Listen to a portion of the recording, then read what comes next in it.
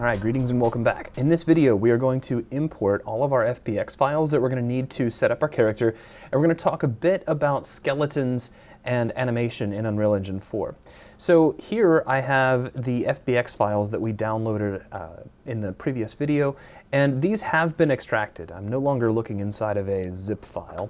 Here inside the content browser, I'm going to click on the game folder, right-click, and create a new folder.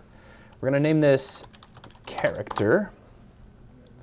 And this is going to hold all the things related to my game character. So jumping back over to my FBX folder. So here we have Hero TPP. That is our skeletal mesh. So I'm just going to drag and drop this right into the content browser, into the character folder, and our FBX import options window pops up. So it knows that this is a skeletal mesh. It sees that mesh data, so that's excellent. It's going to ask us to select a skeleton.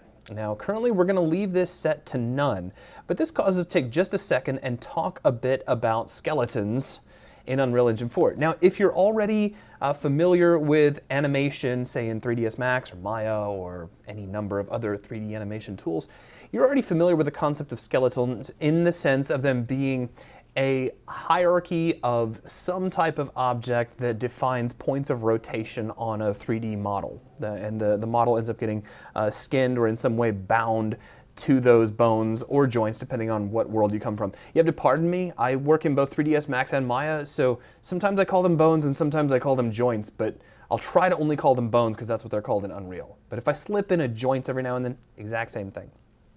So skeletons in Unreal are essentially the same thing, but really under the hood, a skeleton is just a list of bone names with some hierarchy data. So it knows who's parented to what. The reason this is important to you is that skeletons are the way that animations can be shared. So this is kind of an important rule that you should put a star by. So to share animations, we'll say anims for short. Characters must, and let's just capitalize must use the same skeletal asset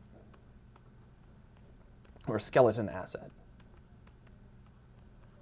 Now, the good news is this skeleton asset gets created automatically when you import a skeletal mesh. You don't have to actually go through any work or extra stuff to make one. It's going to happen for you.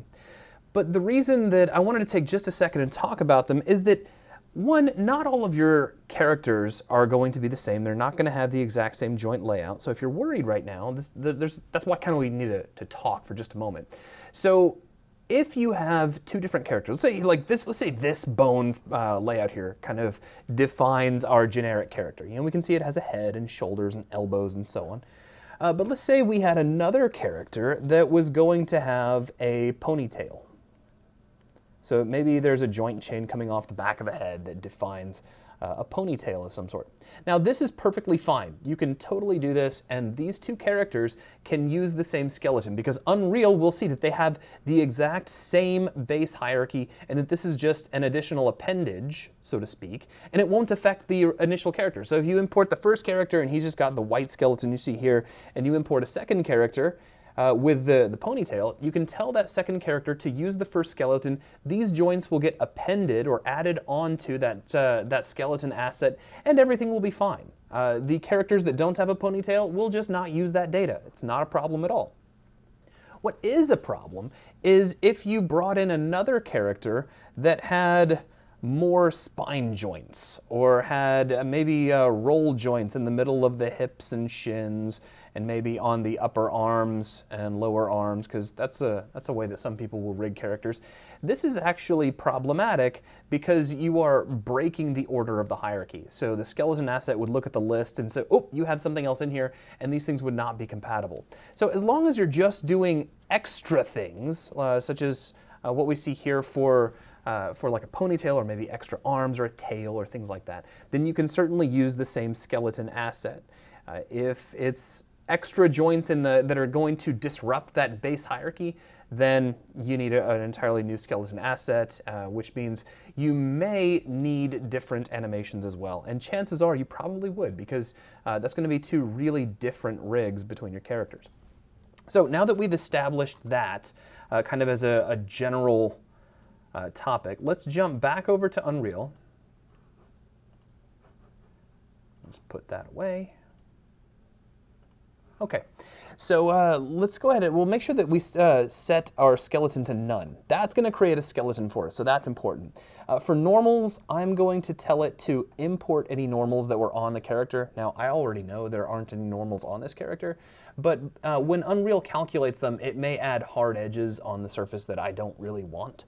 So we'll go ahead and just set this to import. I don't need to play with anything else. Let's go ahead and just click the import button. And we get a warning. It says no smoothing group information was found in the FBX scene. That's those normals. So we told it to import normals, and it didn't see any normals. But we don't care. That's fine. And then the import material isn't set, so using default materials for the material slot. That's fine too. We're going to replace those all on our own later. So we can go ahead and close this. Now notice that we got some other things too. We got our skeleton asset. So it is a separate asset from our skeletal mesh. We have the skeletal mesh up here, which we can double click on, and this will open the mesh up in Persona. So I can hold down the Alt key and drag around with the left mouse button and rotate around it. But if I close that, we can open up the skeleton asset. This also opens Persona. Actually, it's kind of the same window we just had open. It just has a different tab selected. So we have the skeleton tab selected, and here we have the mesh tab selected. Now, I'll talk more about Persona as we move forward. For now, I just wanted to point out that we have these two assets that were created automatically. We have the skeletal mesh and the skeleton asset. We also got a physics asset. Now, this is the basis from which any physics animation for this character will be created, like if it needed to become a ragdoll, you know, to fall downstairs, or have like a physical death animation, that sort of thing. That would all be based from your physics asset. Now, we're not going to be doing much with the physics asset in this lesson. We're going to save that for future videos. But I just want to point out that it does get created automatically. Now, at this point, you'll see that these things in the content browser all have a little asterisk under them. Make sure that you save, because basically that asterisk means, hey, save your work. So we'll go ahead and click Save Selected. And there we go. So now that we have this, we can go ahead and bring in our final remaining animations. So here inside the content browser, let's right-click on the character folder, click New Folder, and we'll make an animations folder, just to keep things at least somewhat organized. Let's go back over to our little FBX folder, and I'm just going to grab everything else. So that's idle, the 3 jump animations, the montage example stuff, as well as run and walk. And we will just make sure that the animation folder is selected here in the content browser, and then we can just drag and drop. Now check this out. The FBX import options window notices that there's no mesh data. These are just animations. So it automatically selected the animation radio button, which is perfect. And let's see, we need to select a skeleton for this. So we've already we've created our skeleton based off of our imported skeletal mesh. So now we're going to choose that skeleton asset. And again, that's how we share animations. Any animations that we brought in that were compatible with this particular skeleton, we just need to make sure that when we import them, we specify the skeleton we want to use with them, and everything will just work. So here we have Hero TPP skeleton. Let's click Import, and then we're just going to click Import for each one that pops up. Notice it's maintaining that selected skeleton, so we can just click through until it finishes. And this should be the last one here, and there we go. Now, a big stack of warnings comes up when you do this, and I wanted this to happen. I wanted you to see these, so don't be alarmed.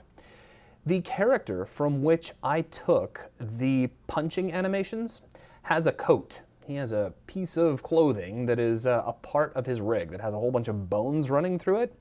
And our character, our little Hero TPP character, has no coat. So we're getting warnings saying, hey, there's a whole bunch of bones here that aren't represented in your skeleton, and this data will be lost. But that's okay. We don't mind that at all.